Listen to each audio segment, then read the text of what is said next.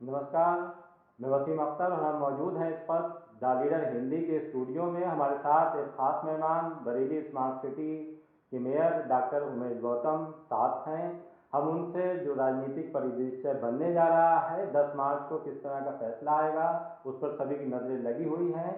आप लोकसभा चुनाव लड़ चुके हैं और इसके अलावा आपने इस बार के चुनाव में 9 सीटों पर कहीं ना कहीं अपनी भूमिका निभाई है। क्या होने जा रहा है ये जानने के लिए या ये उस कयास तक पहुंचने के लिए कि क्या रिजल्ट आ सकता है, आप हमारे साथ हैं। हम उनसे यही सब जानेंगे कि किस तरह की तस्वीर विधानसभा चुनाव में बनने जा रही है। आपका स्वागत है हमारे साथ। धन्यवाद धन्यवाद। एक सबसे बड़ा दबाव अगर हम देखें तो भारतीय जनता पार्टी पर था इस बार कि उसे अपनी 9 की 9 सीट बचानी थी। जिस तरह से 2017 में 9 की 9 सीट भारतीय जनता पार्टी ने जीती, तो इस बार जो गेंद थी वो भारतीय जनता पार्टी के पाले में थी कि किसी भी तरह से वो प्रदर्शन फिर से बरकरार रखना है। जिस तरह चुनाव हुआ है, आपको क्या उम्मीद लग रही है? चुनाव जिस तरह हुआ है, मुझे लगता है कि सीटें फिर से ही हम पाने जा रहे हैं। कोई कठिनाई ऐसी दिखाई नहीं देती। हालांकि एक बहुत बड़ा चैलेंज भी है कि 9 की 9 सीटों को बरकरार रखा जाए। फाइट ज़रूर मुझे कुछ सीटों पर दिखाई देती है। मुझे लगता है कि सीटें भाजपा ही बहुमत में जीतेगी, और जो फाइट है वहाँ पर भी ऐसा लगता है कि अगर जीत होगी तो हो सकता है 5,000 वोट में जीत हो।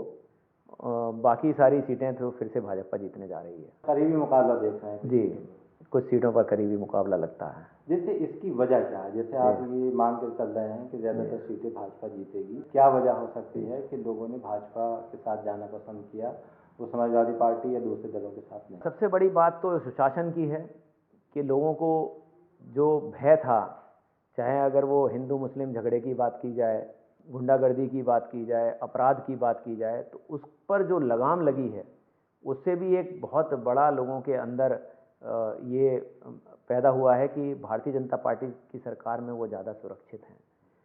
मातृशक्ति की बात करें तो जो हमारे महिला पुलिस के लिए ख़ास तौर से जो मजनुओं के ऊपर जो चलाया गया है अंकुश, उससे जो युवा हैं, ख़ास तौर से हमारी जो युवा बहनें हैं, युवा लड़कियां हैं, उनको भी भारतीय जनता पार्टी के प्रति ये ज़रूर समझ में आया है कि सुरक्षा का माहौल देने के लिए सबसे ज़्यादा अगर सिंसियरिटी के साथ काम किया है तो भारतीय जनता पार्टी ने किया है। लेकिन जैसे आप योजनाओं की बात कर रहे हैं कि जवाब में समाजवादी पार्टी की तरफ से बहुत सी योजनाएं हैं, चाहे पुरानी पेंशन बहाली का मामला हो, बिजली फ्री देने का मामला हो, और भी बहुत सी उन्होंने घोषणाएं की हैं। तो क्या जब आपकी अगर ये सरकार जिस तरह से ये काम कर रही है तो विपक्ष जिस तरह से तमाम चीज वायदे कर रहा है मैनिफेस्टो में अपने, तो उसका असर नहीं होगा क्या? नहीं, असर तो आएगा, असर तो ज़रूर आएगा। ऐसा लगता है कि, लेकिन असर आने का मतलब ये नहीं कि वो सीटें जो है वो जीत ली जाएंगी विपक्ष के द्वारा। तो अगर कुछ लोग विपक्ष के पक्ष में जाएंगे तो विपक्ष के पक्ष से कुछ लोग हमारे पक्ष में भी आएंगे। लेकिन तो एक चीज़ मैंने देखी चुनाव के दौरान, देखी 2017 मैंने जब कवर किया था, तो लास्ट मूवमेंट पे मुझे लग रहा था कि चुनाव हल्का सा जैसे स्विंग होने के बाद भारतीय जनता पार्टी की तरफ चला गया। एक माहौल दिख रहा था क्योंकि लोगों में जो बयान आ रहे थे, जैसे आपके जितनी भारतीय जनता पार्टी के बड़े नेता हैं उनके बयानों पर चर्चा हो रही थी। लेकिन इस बार कहीं ना कहीं ये लगा कि अखिलेश यादव जो समाजवादी पार्टी के राष्ट्रीय अध्यक्ष हैं, उनके बयानों को लेकर चर्चा था लोगों के बीच। जैसे वो कहते थे कि आ रहे हैं अखिलेश, नई सपा है, नई हवा है, तो कुछ दिख रहा था कि समाजवादी पार्टी इस बार कड़ा मुकाबला दे रही है। देखिए, अब उनको लगता था कि शायद किसान आंदोलन एक बहुत बड़ा मुद्दा बन सकता है, बहुत बड़ा मुद्दा बन के दिख भी रहा था, लेकिन चाहे पंजाब हो या उत्तर प्रदेश हो, उसका कोई बहुत बड़ा असर ज़मीनी नहीं दिखाई दे रहा है। देश के सर्वोच्च पद पर बैठे प्रधानमंत्री हमारे आदरणीय, अगर उन्होंने देश के किसानों से इस बात के लिए माफ़ी भी मांगी कि शायद जो कानून लाए गए थे कृषि के, वो ठीक से उनको समझा नहीं पाए, किसानों को शायद वो ठीक से अपनी बात को रख नहीं पाए उनके सामने, जिससे कि उनको ये ज़रूर गलतफहमी हुई कि ये शायद किसान विरोधी हैं, तो इसलिए उसको वापस लिया गया। तो मुझे लगता है कि चुनाव लोगों को कुछ भी दिख रहा हो, पर रिज़ल्ट भाजपा के पक्ष में ही आने जा रहा है। बरेली की बात करें तो यहाँ 9 सीट में कुछ विधायकों को लेकर नाराजगी थी। जी चुनाव से पहले लोगों ने मीटिंग तक की उनके जी खिलाफ जी कि अगर कैंडिडेट नहीं बदला तो हम वोट नहीं देंगे। तो उसके बाद भी आपको लग रहा है कि भारतीय जनता पार्टी 9 सीट जीत लेगी? देखिए, विरोध जहाँ था, ऐसी कुछ जगह पर मैं स्वयं भी गया हूँ, मैंने वहाँ लोगों से बात की है। विरोध कुछ जगह तो बनाया गया था, विपक्ष द्वारा बनवाया गया था, क्योंकि 100% जनता कभी भी किसी के साथ नहीं होती है, विपक्ष के साथ भी जनता होती है। वो एक माहौल बनाते हैं। उन्होंने भी कोशिश की थी 2-3 जगह ऐसा माहौल बनाने की कि हमारे जो मौजूदा विधायक गण हैं उनके खिलाफ माहौल बनाने की कोशिश की थी। लेकिन वो जब उसके बारे में आकलन किया गया तो ये बिल्कुल समझ में आ गया कि विपक्ष की ये सुनियोजित षड्यंत्र है, जिस हिसाब से वो कोशिश कर रहे हैं। लेकिन उनमें कुछ अंदर दम नहीं दिखा। भारतीय जनता पार्टी पूरी मजबूती के साथ चुनाव लड़ी है और यहाँ की जो सीटें हैं, कुछ सीटों में जीत का अंतर जरूर कम हो सकता है, लेकिन सीटें अधिकतम भारतीय जनता पार्टी के पक्ष में फिर से आने जा रही हैं। अखिलेश यादव की तरफ से इस बार सोशल इंजीनियरिंग की गई टिकटों के बंटवारे में। जी जैसे पहली बार ये हुआ कि शहर और कैंट सीट से मुस्लिम समाज के कैंडिडेट को नहीं लाकर उन्होंने हिंदू समाज के कैंडिडेट को लड़ाया। तो इसका फायदा भी लोगों का ये कहना है कि समाजवादी पार्टी को हो सकता है। पिछली बार भी उन्होंने ऐसा किया था कि हिंदू समाज के ही समाज से अपना कैंडिडेट खड़ा किया था, तब कैंट से खड़ा किया था, और इस बार जो है तब भी शहर से किया था। और हाँ, नवाब मुजाहिद थे, लेकिन इस बार दोनों सीटों पर उन्होंने वैश्य समाज के लोगों को उतारा है। तो उसका कोई फायदा पिछली बार भी नहीं हुआ था और इस बार भी मुझे लगता है कि कोई फायदा होने नहीं जा रहा है। भारतीय जनता पार्टी ने एक मजबूत नेता का टिकट काटा कैंट में, और उनकी जगह जिनको लाया गया उनको लोगों का कहना था कि बहुत कम लोग जानते हैं, उस तरह की पर्सनालिटी नहीं है, जैसे राजेश अग्रवाल की। देखिए, वो हमारे राजेश अग्रवाल जी को हमारे अब वो राष्ट्रीय कोषाध्यक्ष हैं, उनको इतना बड़ा पद दिया गया है, और बीजेपी में 75 साल का जो एज है उसकी वजह से उनको टिकट नहीं मिला। ये कहना गलत है कि उनका टिकट काटा गया है, उनका टिकट कटा नहीं है, एज उनकी हो गई थी। इसलिए मुझे लगता है कि उनकी रजामंदी के साथ टिकट दिया गया है। उनको कोई इस तरह का नाराजगी भी नहीं है कि। लेकिन आज तो जैसे उनके बेटे की तरफ से फेसबुक पर कुछ पोस्ट की गई, वो भी चुनाव के दौरान नहीं बोले। देखिए, फेसबुक पे जब पोस्ट आई तो अगले दिन ही उसका खंडन आ गया था कि ये मेरा जो फेसबुक पेज है वो किसी ने हैक करके कोई ऐसी खबर डाली है। ये उन्होंने स्वयं अपना खंडन किया है। बात है चुनौती नहीं था ये कि राजेश अग्रवाल को हटाने के बाद किसको लाएं, उसमें फिर इनका नाम तय हो गया संजीव। नहीं, संजीव अग्रवाल जी हमारे प्रदेश के सह कोषाध्यक्ष हैं, आरएसएस में पहले से काफ़ी लंबे समय से जुड़े हैं, भारतीय जनता पार्टी के साथ लंबे समय से काम कर रहे हैं और प्रदेश के सह कोषाध्यक्ष हैं। तो ऐसे में कोई नया नाम नहीं है। अगर मैं भारतीय जनता पार्टी की बात करूं तो एक अच्छा नाम दिया गया है। वैश्य समाज के अगर टिकट दिया गया है तो वैश्य समाज में ही रखा गया है, उसका तो फ़ायदा ही मिलने वाला है। क्योंकि अब जब युवाओं की हम बात कर रहे हैं, युवा प्रदेश है, युवाओं की तरफ प्रदेश बढ़ रहा है, तो आज उनको टिकट दिया गया है तो उसका फ़ायदा लोगों को भी होगा, और जब वो जीत के आएंगे तो निश्चित रूप से क्षेत्र में काम भी ज़रूरत से ज़्यादा करेंगे, ऐसा मुझे लगता है। एक और टिकट भी भारतीय जनता पार्टी ने काटा कि राजेश मिश्र और पप्पू भरदौल को B3 में से हटा के एक नए जो डॉक्टर राघवेंद्र शर्मा थे उन्हें ले आया गया। अब उसके प्रति तो क्यों टिकट नहीं मिल पाया उनको, कहीं ना कहीं भारतीय जनता पार्टी सर्वे कराती है, और एक सर्वे नहीं 2-2, 3-3 सर्वे होते हैं हर सीट के ऊपर। तो ऐसे प्रदेश में जिन सीटों पर उन सर्वे में ये आया कि ये विधायक यहाँ पर जीतने की स्थिति में नहीं है, उनके टिकट बदलने की बात थी, तो उसमें हमारे बरेली में भी अब एक सीट ऐसी बिखरी निकल के आई, तो जहाँ पर ऐसा लगा पार्टी को कि वो चुनाव नहीं जीत पाएंगे, तो इसलिए वो टिकट बदला गया। लेकिन कहीं ना कहीं क्योंकि पार्टी के प्रति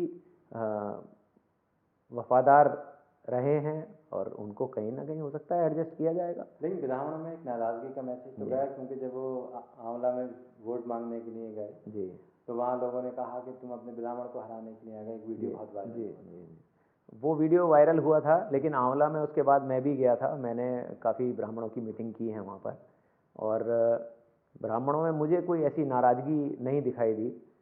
मुझे तो ये लगा कि हमारे जो जितने भी ब्राह्मण भाई बहन हैं वो पूरी तरह से समर्थन में हैं और वो ये जानते हैं कि जो कैंडिडेट आज समाजवादी पार्टी से लड़ रहे हैं, अभी तक वो भाजपा के विधायक हैं, अभी भी मौजूदा विधायक भाजपा के हैं और वो हाँ इस्तीफ़ा दे चुके हैं, लेकिन अभी चुनाव लड़ रहे हैं समाजवादी पार्टी से। पहले वो बहुजन समाज पार्टी से भी लड़े हैं, विधायक भी रहे हैं।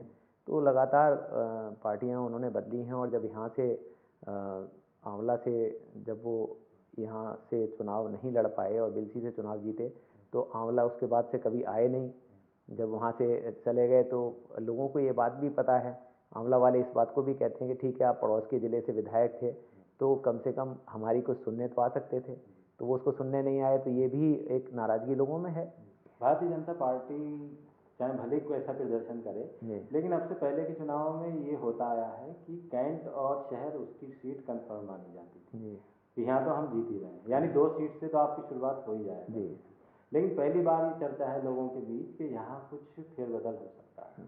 देखिए, लोगों को ऐसा लग रहा है क्योंकि समाजवादी पार्टी के दोनों वैश्य प्रत्याशी मैदान में हैं और हमारे यहाँ से एक वैश्य और एक हमारे कायस्थ बरादरी से हैं।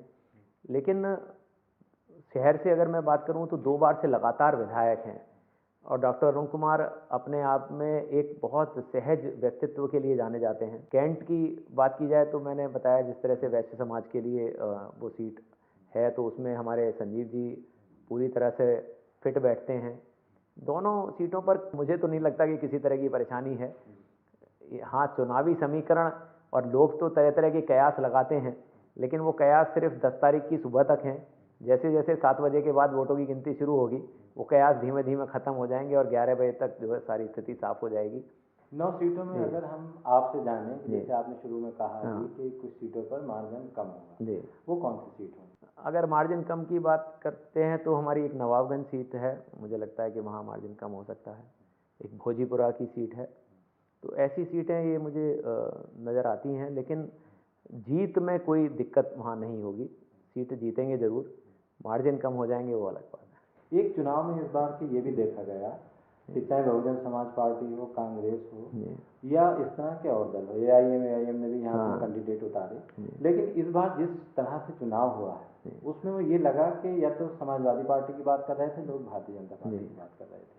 तो क्या आपको भी लगा कि जो रिजल्ट आएंगे वो भी इसी तरह के होंगे जिस तरह लोग बात कर रहे हैं? देखिए, जो बातचीत तो ज़रूर ये हो रही है कि समाजवादी पार्टी और भारतीय जनता पार्टी में ही आमने सामने की लड़ाई है, लेकिन कुछ जगह कांग्रेस भी नज़र आई है, चाहे वो कम नज़र आई हो लोगों को। लेकिन मुझे लगता है कि इस बार थोड़ा वोटर जो है वो अपनी बात को सही तरीके से जनता के सामने रख भी नहीं रहा है। उसके मन में क्या है ये कोई जान नहीं पा रहा है।